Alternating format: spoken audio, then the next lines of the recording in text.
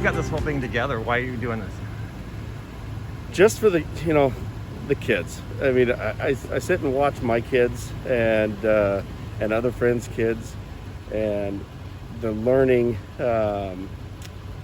is just not there, and it's not at the the fault of the teachers. They're put in a tough situation, just like the kids are. Is that what SOS means? Yeah. So the SOS is can stand for a lot of different things.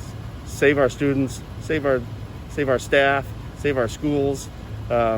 We just thought that the schools, the teachers, everybody just needs to get back to doing what they do best. And when do you think that could happen? We realize that it takes some time to do some of those things, but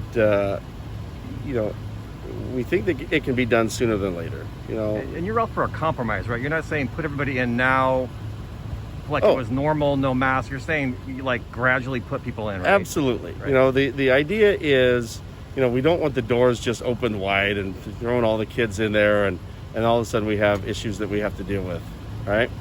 We want a very intelligent approach to this.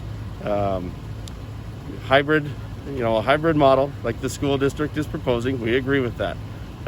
Maybe taking half the students into the school at a time, wearing masks, hand wash stations. Does that put more pressure on the teacher to do hybrid? I don't know that, because we also feel that there's probably some teachers who are going to be uncomfortable going back. Right. And if the district can make arrangements to allow those teachers who aren't comfortable an opportunity to maybe teach some of those online classes, or put them in a room where they can live stream while they teach to students in another room, just various ideas. We've talked to other school districts within the state, and those are some of the things that they're doing and seeing success with that. Okay, and you got Ryan here with you too. Ryan, how's the online learning going? It's going pretty good.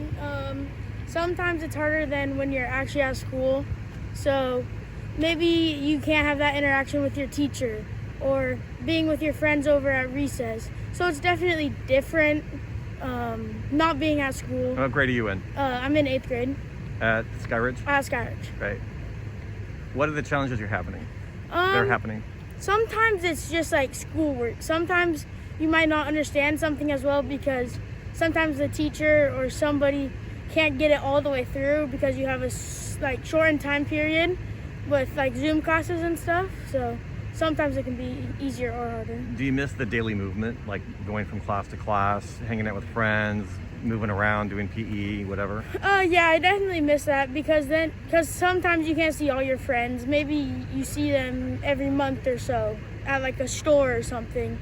But when you're in school, you see them every day except for the weekends, and sometimes you'll even see them on the weekends. So, do you have friends who are really enjoying the online experience? I don't think they're really enjoying it, but some people, I feel they like it more because maybe it's easier or it's more challenging. Either way. Are more struggling? I don't really know. All my friends, we're all doing about the same, I think. So sounds like? Yeah. Medium? Mm-hmm. All right. So Bill, what are you guys trying to accomplish tonight with the parade?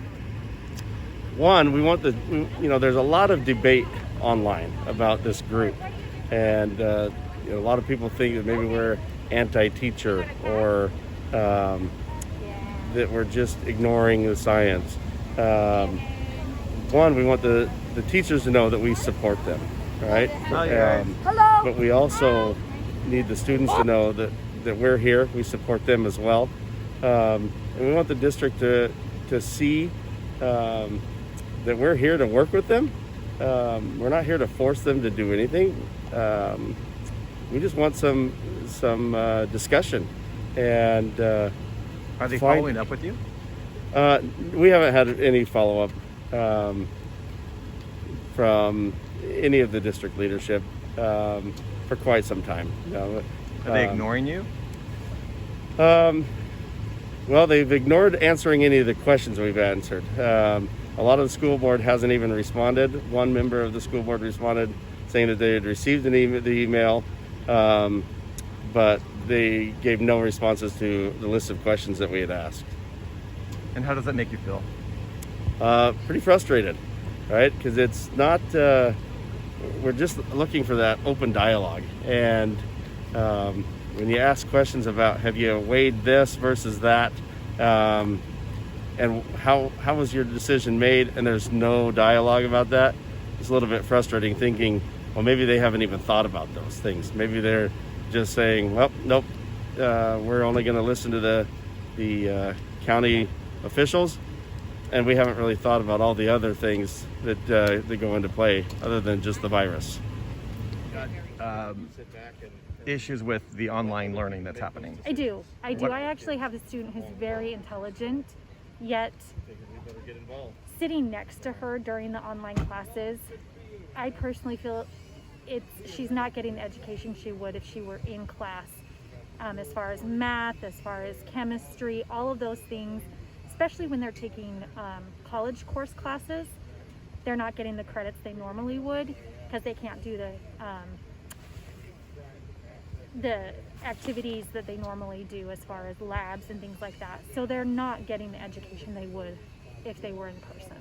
Do you think that if they were in the classroom that they would be in jeopardy of getting the virus though? I know that's a really controversial question. Me personally, I do a lot of research, and I know that's a word that's thrown around a lot, but what I've seen with students, they react to this virus very well. It is a virus. There are lots of viruses in the world, and we're meant to live with them, not to be afraid of them, but to figure out how to live with them and move on. So me personally, I think that there's more risks to them not being in school, as far as sorry, it's hard to breathe in this. As far as suicides, depression. So Heather, why are we here?